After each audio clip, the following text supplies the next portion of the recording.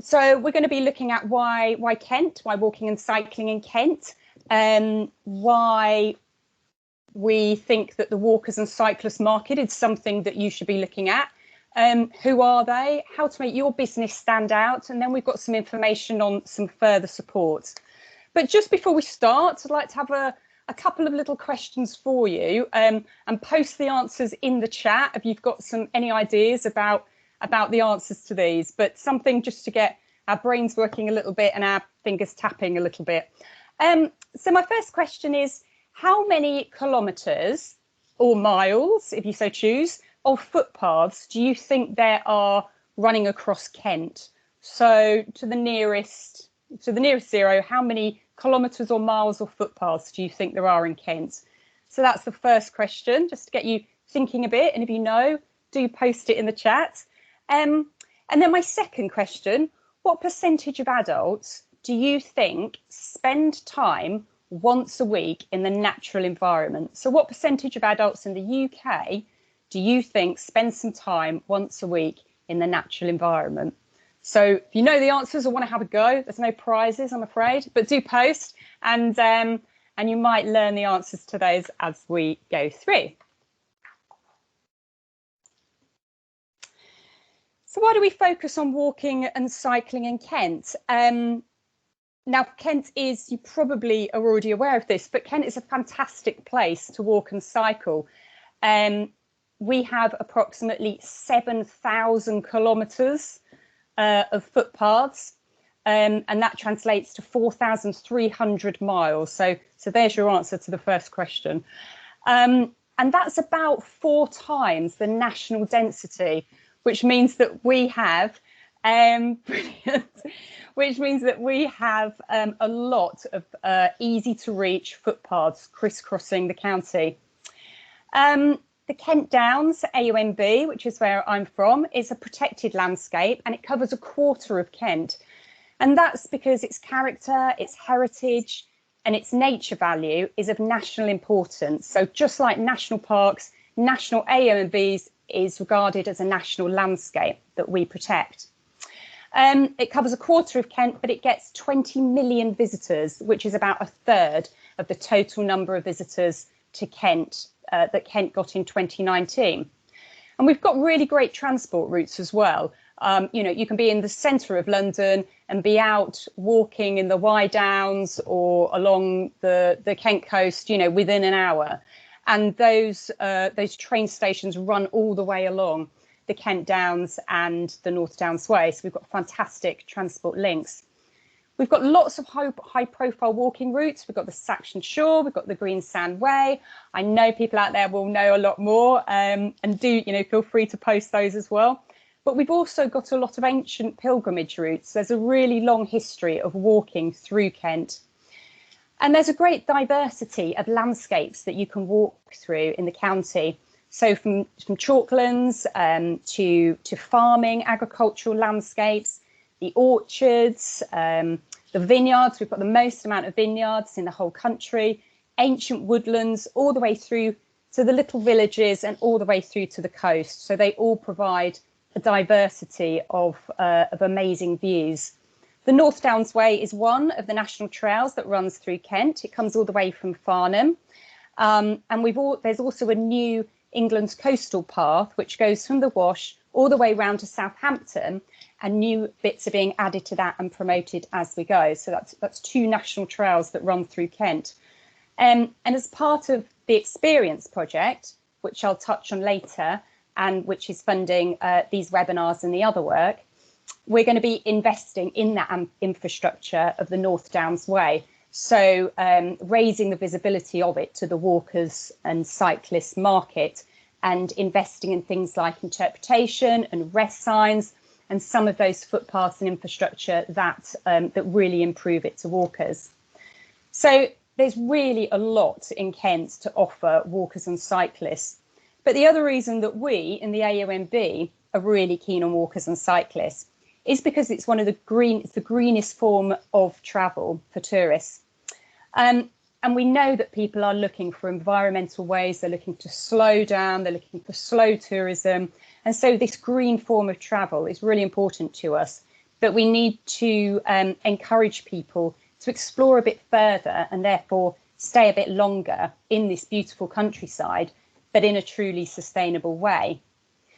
So what I'm going to talk to you about, we're going to talk a bit about the walking market and walkers, and then Andrea's going to take over and she's going to talk a bit about cyclists. So, spoiler, here's the answer to the next question. In 2018, adults in England took nearly 4 billion visits to the natural environment, and that's 2/3 of adults, or 66% said that they spend time in the natural environment at least once a week. And that's actually been increasing over the last 10 years by about 10%. And those walkers spend £6.14 billion a year in the countryside. And in terms of tourism, so that's everyone walking in the countryside, whether you're a tourist, whether you're a local. In terms of tourism, 35% of domestic trips involve outdoor activities, of which the most popular by far is walking, closely followed by cycling. And these trips to the countryside are slightly longer than going to other destinations. So other destinations may be, city breaks or seaside breaks. In the countryside, they tend to stay a little bit longer, and therefore the average spend is a bit higher than the average spend for other destinations. And so that directly attributable spend in walking and hiking is around 1.5 billion.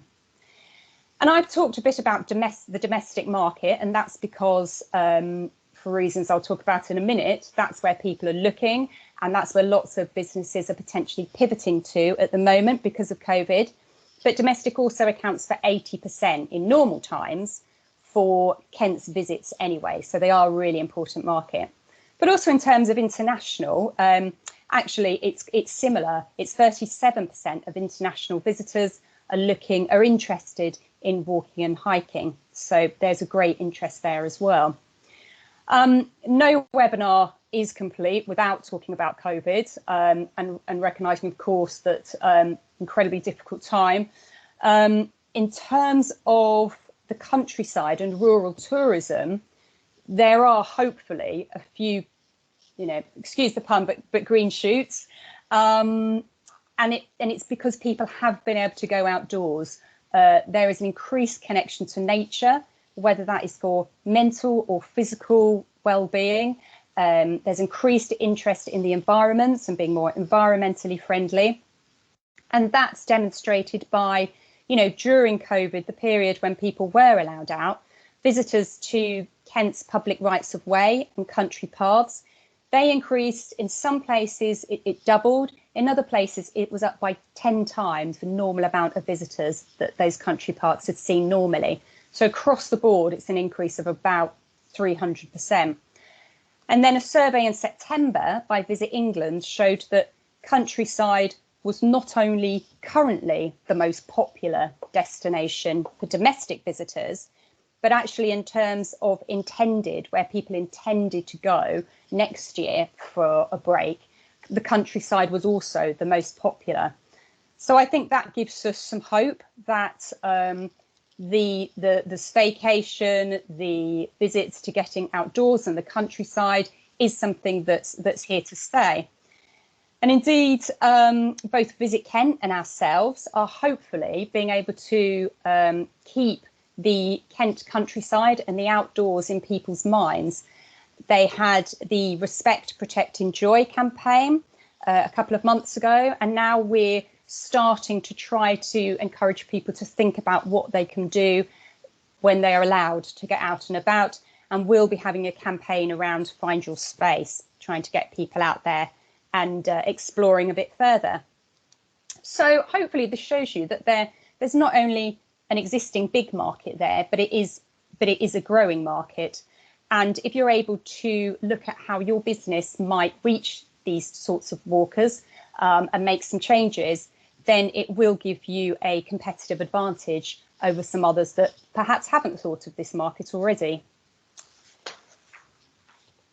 Who are the walkers? They're not, amazingly, they're not all one generic group. there are different types of walkers, and these range from the enthusiasts that you can see on the left-hand side there, and they're really your long-distance walkers. They tend to follow linear routes, so the national trails are really important for them, and that's a real draw for them to this area.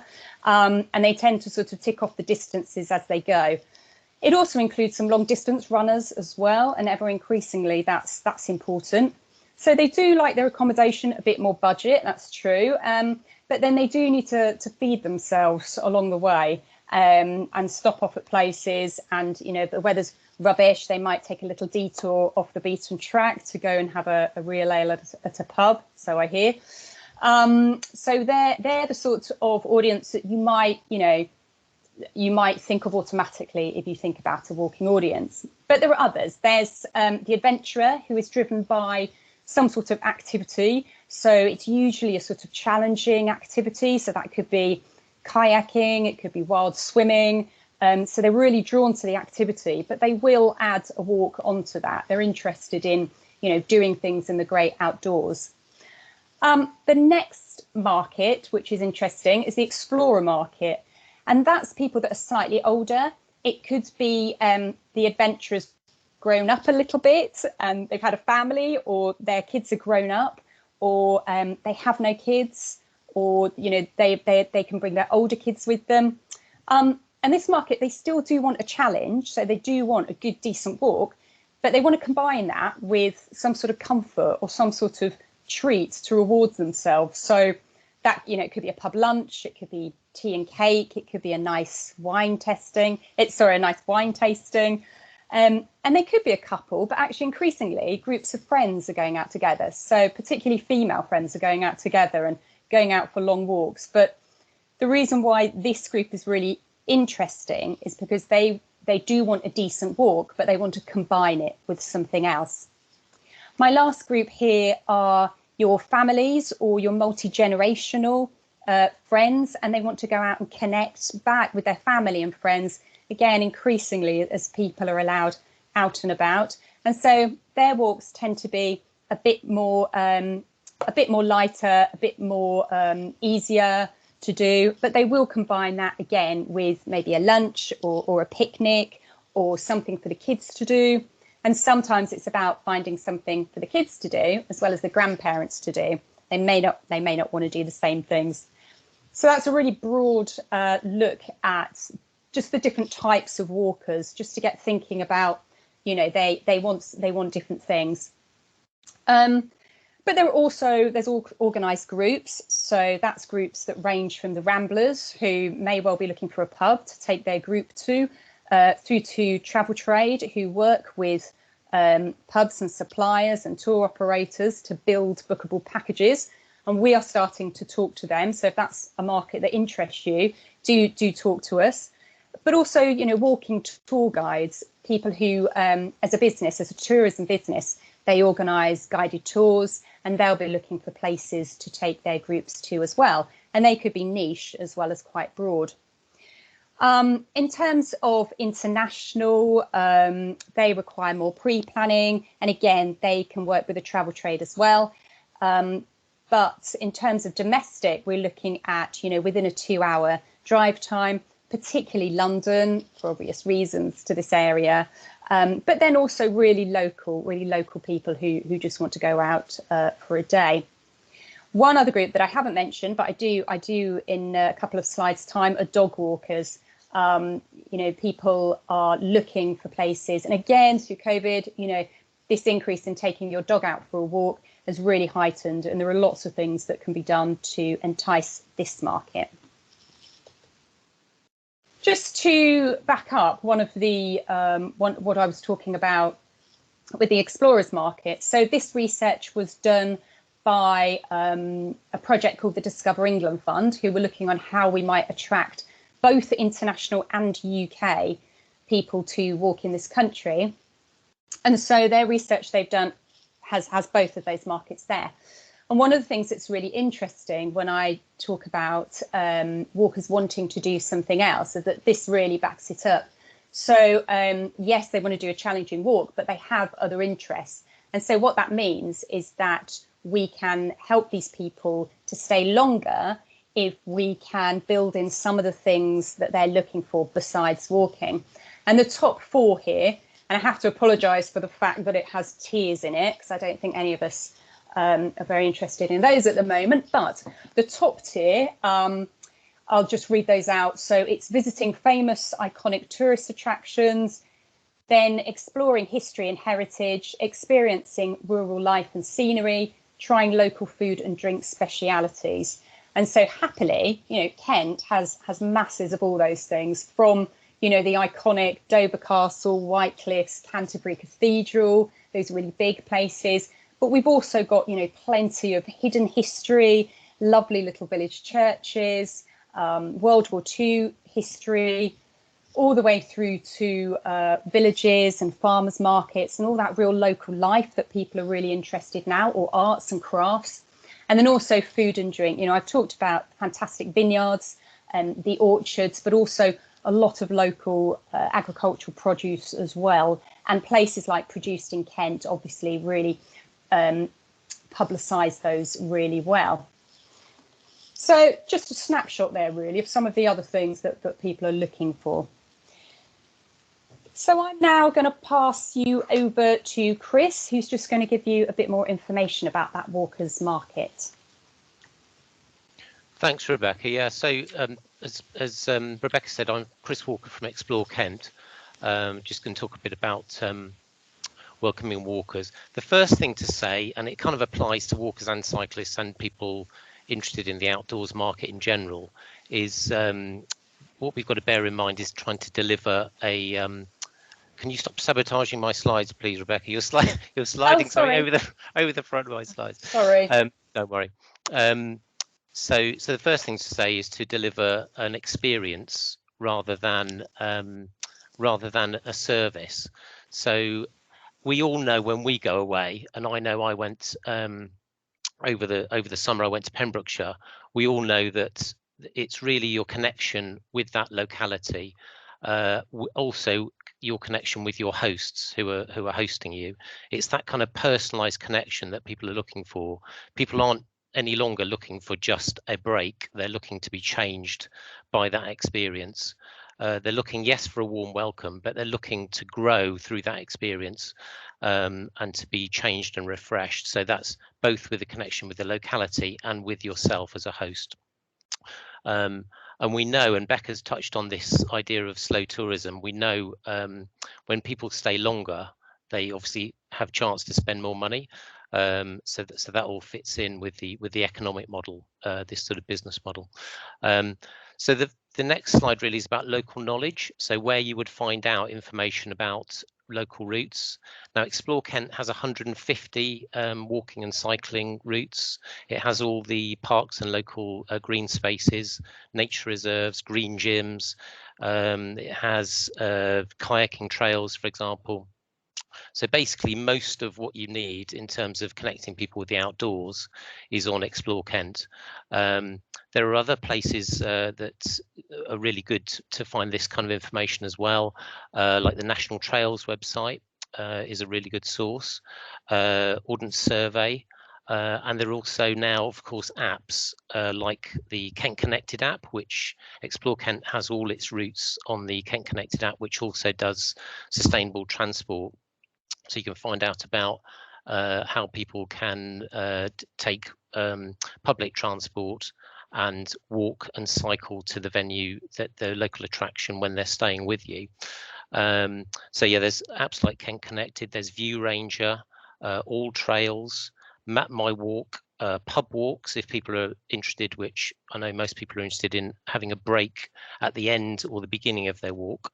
Go Jauntly is another one that features cafes and pubs at the beginning and the end of walks.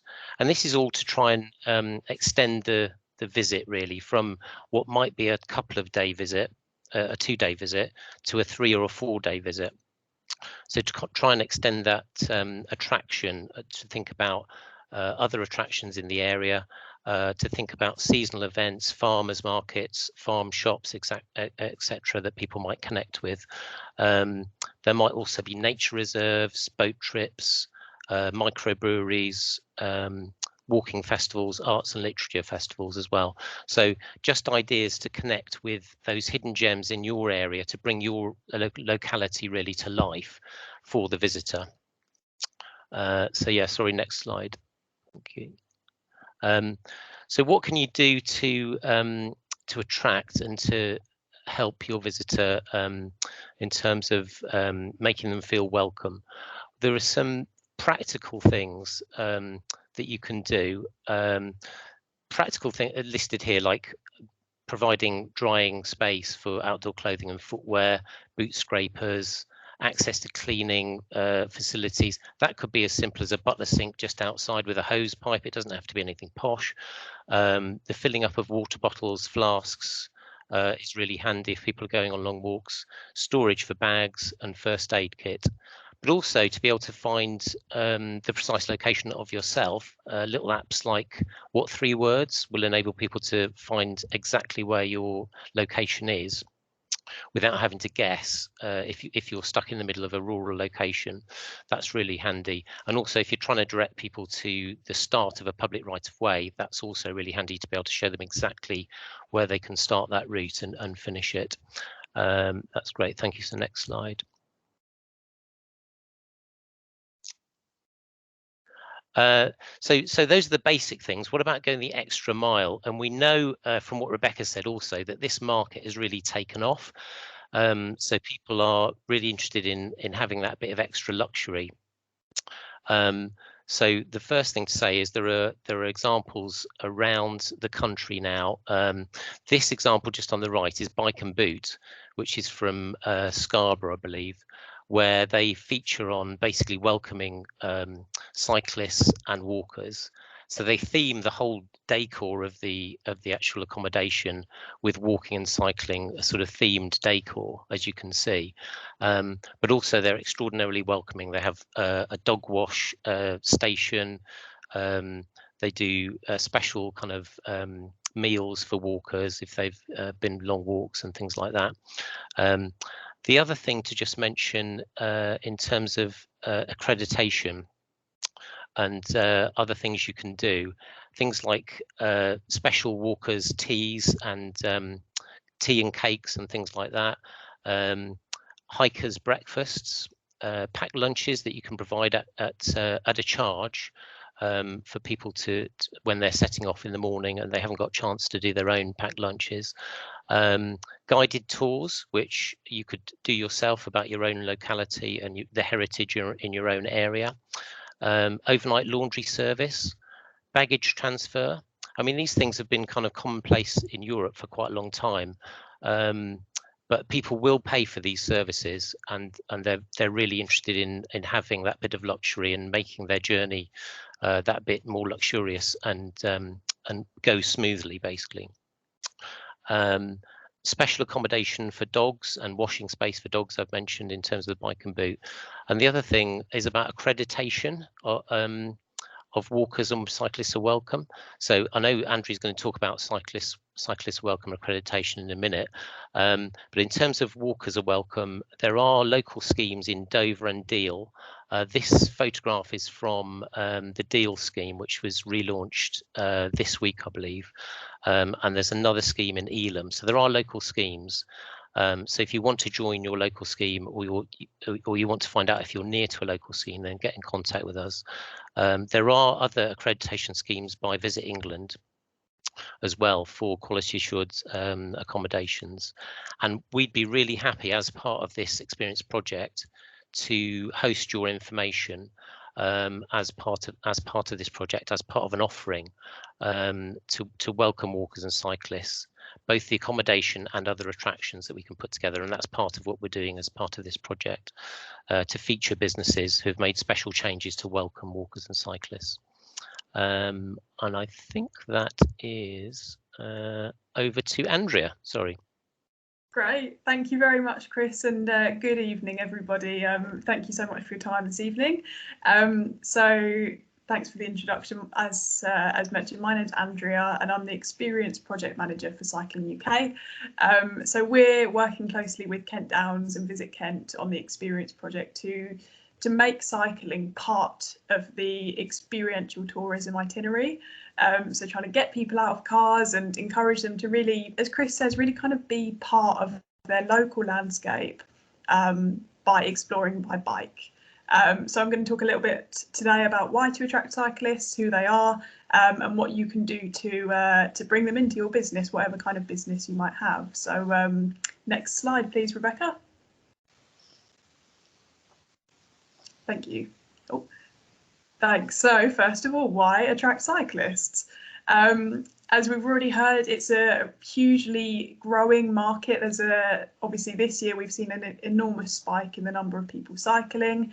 COVID has kind of really pushed that forward in terms of the nation's interest in cycling. So, we know that more and more people are looking to get out on bikes. Bike sales have been through the roof this year, and that's really set to continue, as mentioned already. Kind of, the trend for experiential tourism is growing. Cycle tourists themselves tend to spend a lot of money as well, so 9% more than the average visitor. They spend an average of £81 per trip. And they tend to be of above average educational and professional status. So we produced a survey, a report earlier this year called The Economic Benefits of Cycling, which we could certainly share with you, and that's got loads of information about what this market is and who they are and why they're worth attracting. And what I'll also add to that is that it's a really close-knit network of people. So cyclists tend to share their rides and their rest stops. Their coffee and cake stops are essential.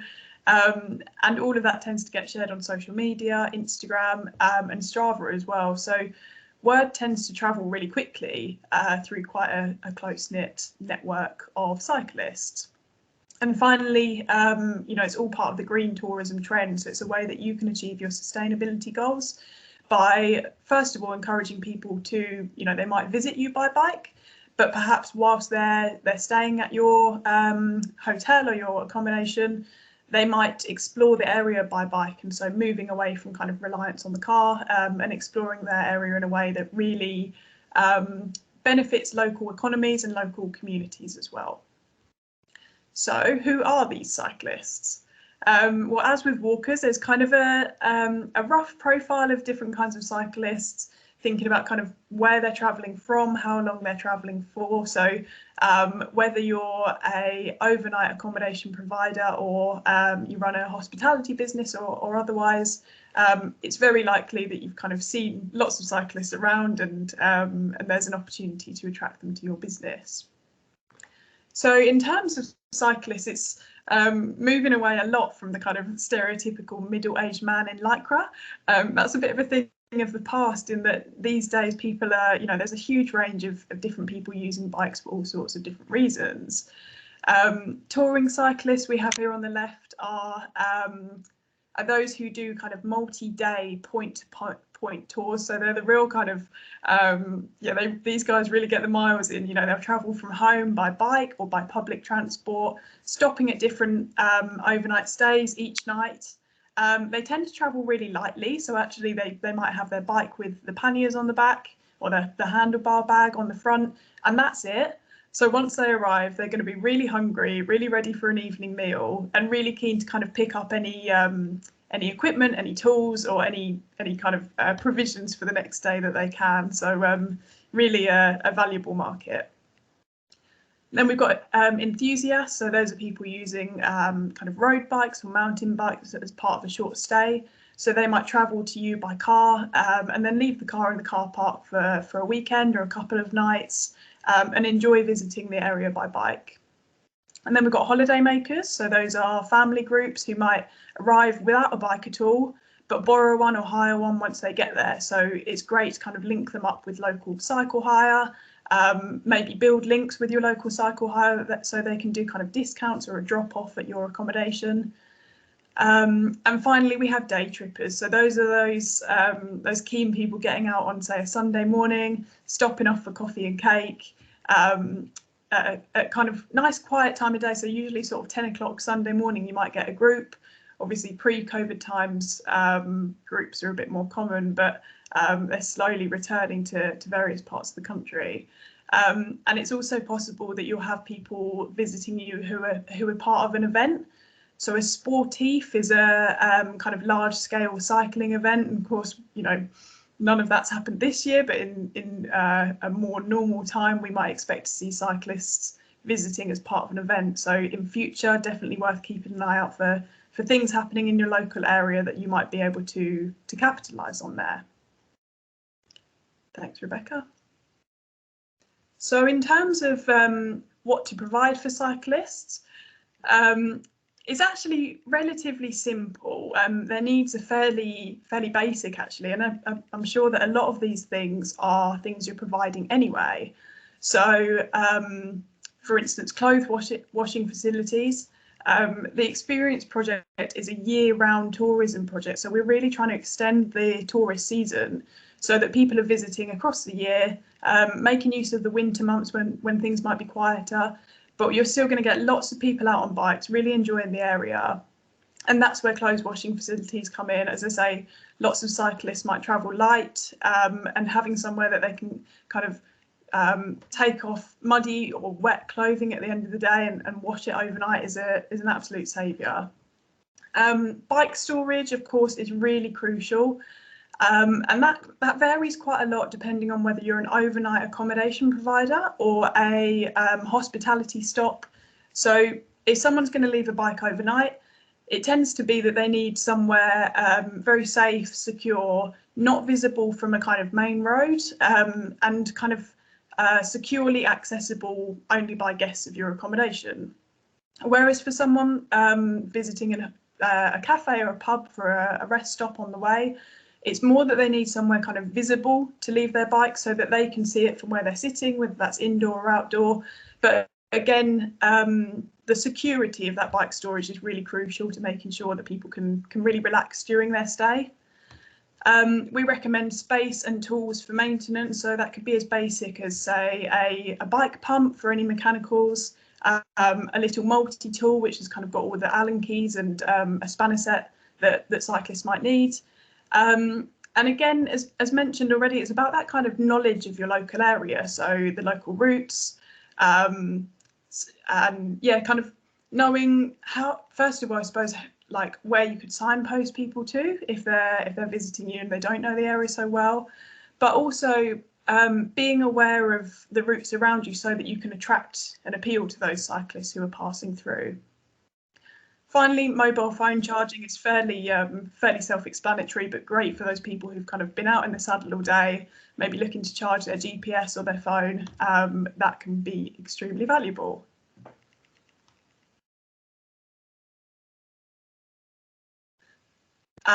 So in terms of cycling in Kent, we've kind of heard some great ideas already of where you can find information about the county. And as we say, it's really great if you can get to know the area, get a sense of kind of where people are visiting.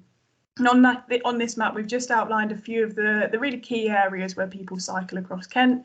I know there's a wonderful range of quiet country roads, fabulous off-road trails and riding all over the county. So cyclists visiting this area are really spoilt for choice. Really lovely county to cycle through. Of course, as mentioned, we've got the North Downs Way, which is a fantastic long distance trail, and a whole range of national cycle routes as well. So from Dover, we have the National Cycle Network Route 1, which travels all the way up to the north of Scotland. That's quite a legendary cycle route. So if you could, if you're not too far from Dover, that's perhaps something you can capitalise on and offer a starting point for that amazing experience people are going to have. And as mentioned already, it's extremely accessible from London. So it could be that people are popping down for the day just to explore some of the fantastic routes on offer. Next slide, please, Rebecca. Thank you. So that's a kind of quick whistle-stop tour of what you can do to attract cyclists. As part of this project, we're offering a completely free 2-year accreditation for hospitality and accommodation providers. So whether you're a cafe, pub, tea room, campsite, hotel, and so on, you can take part in our accreditation. Anyone taking part in the accreditation can get a huge range of training, marketing support, advice and resources from our team. And as a national cycling charity, we're able to offer kind of a real expert view and access to our 70,000 members as well. So we're looking to promote businesses through the Experience Project and through our network as well. And finally, 79% of the cyclists we surveyed earlier this year told us that they would choose a cycle-friendly place. So it's really easy to go through this accreditation. You take part in an online self-assessment and it's completely free. You'll be supported by Cycling UK to reach the accreditation, to make sure that you've got great facilities and great welcome for the cyclists, whether you're an overnight stay or somewhere for a rest stop. And then once accredited, businesses will get access to a whole range of webinars, training materials, the Cycle Friendly Places badge, which you can use on your website or social media, and a huge amount of support and advice to help you achieve really excellent standards and really attract as many cyclists as you can. Okay, great. Thanks, Andrea. That was great. It was a great whistle-stop tour through what you can do to attract cyclists.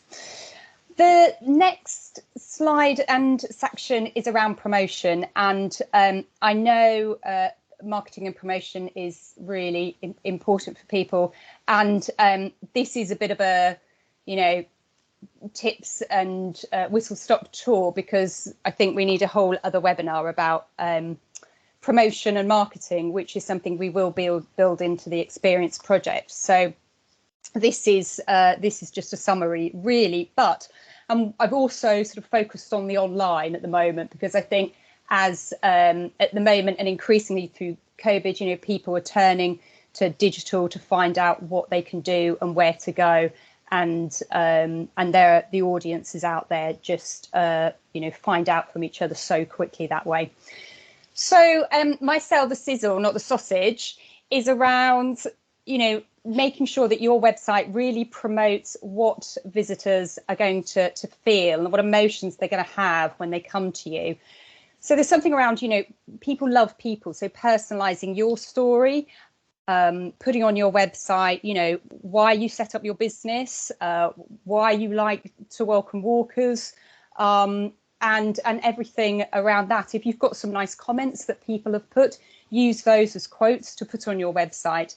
Have a look at what other people are doing, whether their businesses in national parks or along national trails. See what they're doing to welcome walkers and cyclists, and try and get some really inspiring pictures. So, walkers coming back and sitting in front of a roaring fire, for example, or having that pub lunch, or that massive piece of cake that people like, and relaxing, after a challenge. Or talk about walking in the footsteps of pilgrims, these ancient ways, and reconnecting either with nature or family. Some of these trends that people are really looking for, use some of those words and use some of those images as well. Publicise, if you are making changes for walkers and cyclists, publicise those facilities. And then also make it really easy. We've talked about knowing your area, but make that easy for people. So some suggested itineraries of what people could do on the way around one of the routes that you're familiar with, and make finding that information really easy and frictionless. So you could do your own mystery visitor session on your website, or swap with someone else and do theirs, and then they can do yours. Just to keep going through and making sure, is this customer journey as easy as it possibly could be? And then check your SEOs, your search engine optimization, and you can do this easily via Google Analytics.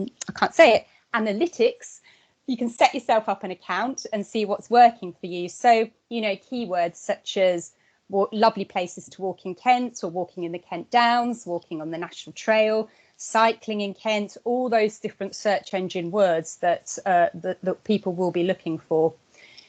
In terms of social media and making those connections, again, make sure that your Instagram and your Facebook, so choose your channels, and in particular Instagram and Facebook, because you know, if people have found somewhere that they really want to share with people, they will use Instagram. So pick those channels and really focus on those. Keep them separate if you can from your personal channels, because, you know, particularly with Instagram, other things that you've been looking at will pop up on your feeds. And what you want is for people to associate, you know, walking and cycling and being outdoors with your business. So just keep those separate, and then, you know, your Amazon shopping list or whatever won't just pop up on your Instagram feed. Create, you know, they say content is king, so create some really nice blogging and content and put those on your websites, and then make sure you share those on your Instagram and Facebook. And build up these connections with maybe similar businesses, either similar businesses in terms of walking and cycling and the environment, or similar businesses in your own localities, and maybe try and create, you know, go on a net walk to explore your local area with other businesses maybe, and create these sort of mini destinations so you can all start sharing each other's information. And also, you know, connect with your local destination management organisation. So, you know, visit Canterbury, visit Kent, White Cliffs Country, all of those destination managers. So make sure you hashtag those and tag those in all your posts. And the North Downs Way and the Kent Downs, make sure you tag us as well, and we will try and tag you back as well. So join Cycling UK. They have a cyclist welcome directory, which Andrew will be able to connect you with. But also, you know, if you have local community groups, because one of the audiences out there is what we call the visiting friends and relatives market. And so local people need to know you exist and need to know what's around them, so that they can say to their friends and relatives when they come down, right, come on, we're going to go for a lovely walk and we'll end up at this pub or this attraction or this lovely vineyard or wherever it is. So there's really something there about telling local people about yourselves. So the last bit is to really review what's working. I'm sure you already check your TripAdvisor bookings, but, you know, use Google Analytics to see where are people coming from to your site and how can you maximize some of that. And if something's not working, then drop it. If Instagram is working better than Facebook, then work more with that one. And so really sort of, you know, look at what's working and potentially what isn't. I mean, there are paid Facebook advertising and other paid advertising, but I think these days for sort of smaller businesses, it really is digital first, and being able to utilize, there's a lot of value in utilizing your social media, and it does take what it doesn't cost in actual money, it does cost potentially in resources. So you do have to be available to be able to respond. But then there are even ways of doing that. You know, a lot of people check their phones first thing in the morning. And when we used to have commutes, they used to do it on their commute. So first thing in the morning, but also in the evenings as well. So try and make yourself available. If you're going to post something, just try and make yourself available for the next hour or so, just to connect with those first lots of people who view it and will like it or will tag it or who will ask questions. And then make sure in all your descriptions, you've got a call to action. So come through to our website or about this, or if you'd like to know more about this piece of hidden history that I've just spoken about, then do come through to us. As I say, there is lots more we could say about marketing and promotion. And in the experience project, we will be looking at that, and I'll talk about the experience project in a bit more.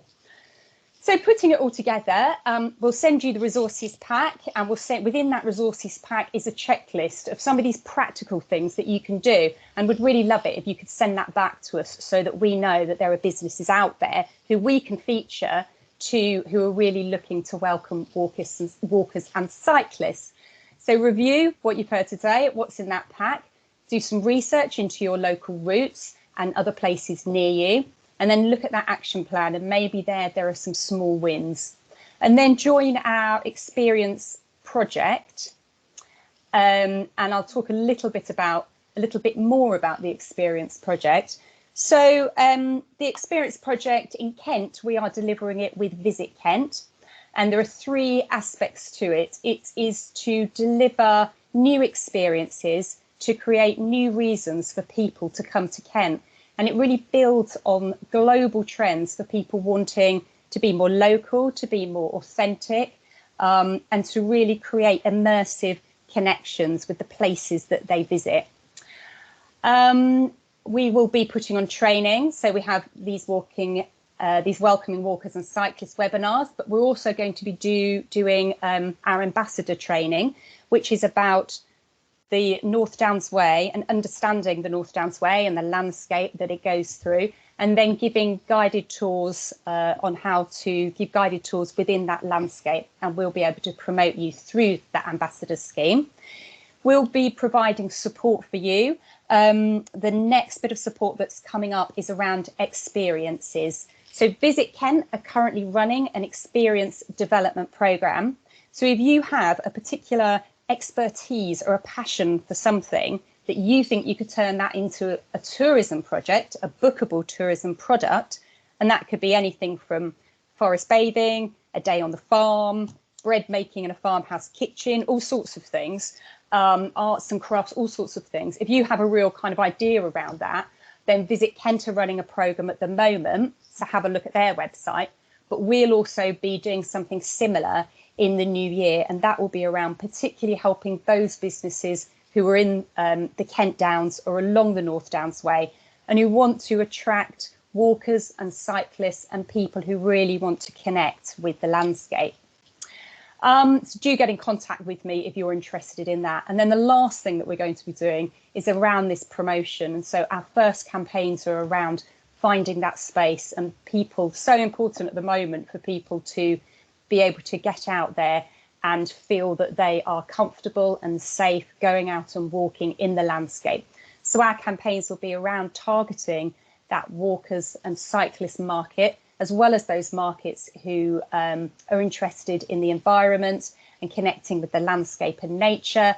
And we'll be having ongoing campaigns throughout the course of the Experience project to be able to promote itineraries in the landscape and experiences in the landscape. So do sign up, and you can do that by connecting with me, or if you go to our website, kentdowns.org.uk, our projects experience, or just Google Kent Downs Experience, that will bring you through to the sign up page. So that's the talking over with. I hope you found some useful information in there. There are our contact details, but you will get those through the follow-up materials from the webinar. Thank you so much for your attention. I know there's a lot of webinars out there at the moment where you sit and listen to people for a long time. So thank you so much for joining us this evening.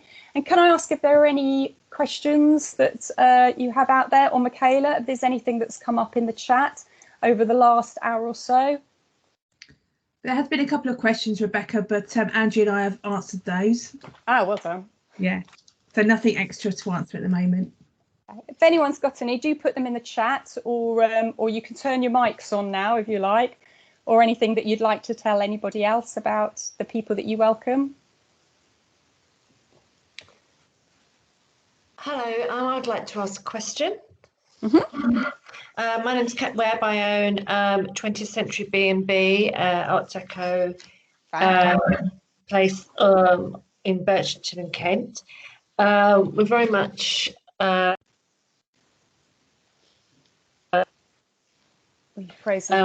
developing more. Can you hear me now? Yes. So I'm going to just change where I'm getting the signal from, in case that is better.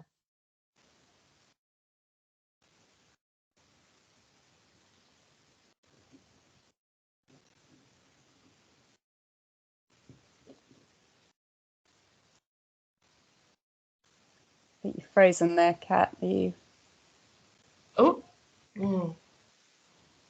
You could... Am I still here? Yeah, you're still with us. All right, sorry, it suddenly went. I didn't know if you'd lost. I'd lost you. In 2 places. Yeah. All right. I didn't know if there was any grants available to help with providing better facilities for cyclists, and Also, I've got an area that I want to develop to for people to keep their bicycles here safely, and just want to know, really get advice on what I can do to make this area as best as possible for cyclists, to store their bicycles so it is secure. Great, thanks, Kat. That sounds really exciting. So brilliant to hear that you're going to do that. So yes, there is financial support available for buying cycle equipment. We're offering a cycle-friendly equipment scheme to help businesses reach the accreditation. We're going to be releasing details of that early next year. So I think the best thing to do would be to, if you go onto that Cycle Friendly Places link on our website, we can share more information about that as we open up the scheme, as it's all just launching next year. In terms of cycle storage itself, yeah, great question. I mean, it can be a bit of a minefield, I guess, when you're kind of looking for what to purchase. So that's something we can support with as well. We can offer advice on that if you want to get in touch with us. But essentially, it's about something that's lockable for a front and back wheel. So the best kind you can find is called a Sheffield stand, which is a kind of upside down U-shaped metal stand attached into the ground. So it's kind of really securely bolted to the ground. And what that means is that people can lock a bike through the front and back wheel to the frame without needing to worry about kind of wheels being damaged, as is sometimes the case with smaller cycle parking. Having it covered up, so weatherproof, is really great as well. Well lit, so for people arriving after dark is really essential. And space enough between the stands so that people could easily kind of get a couple of bikes in and out. Quite often people are, you know, as I say, they'll have their luggage on the back of their bike on their pannier bags. They're kind of the bags attached to above their back wheel. And if it's possible to kind of easily get, say, 2 bikes side by side into a stand, then you're doing a great job.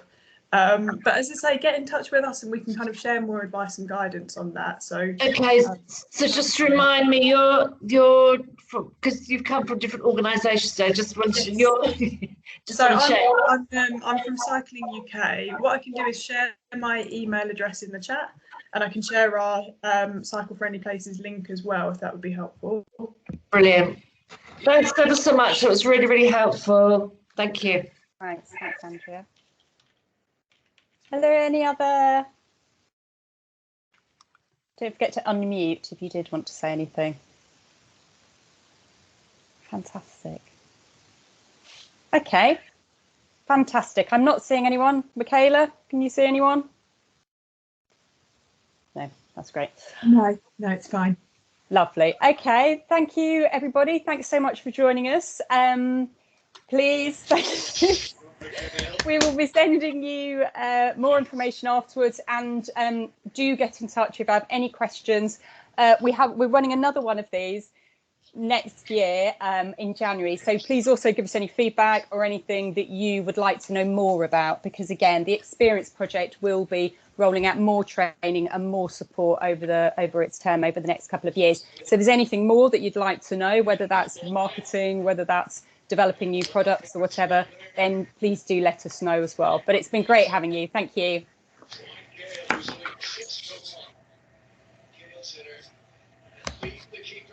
Thanks, everyone.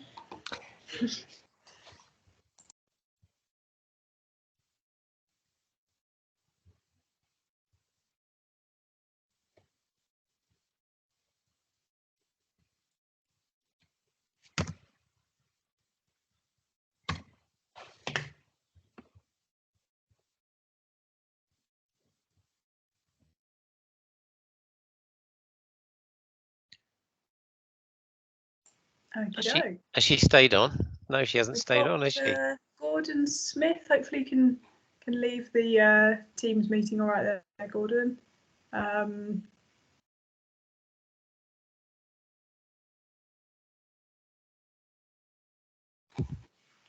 He's still on. Has he walked away from his computer? Maybe. I'm not sure if we leave whether that'll automatically close it all down. Close it. Yeah. I thought yeah, let's leave, and yeah, we'll have a wash up another time then. Yes, yeah. Thanks, Chris. All right, see you later. Catch you Cheers. soon. Have a good Bye. evening. Yeah, cheers. Bye. Bye.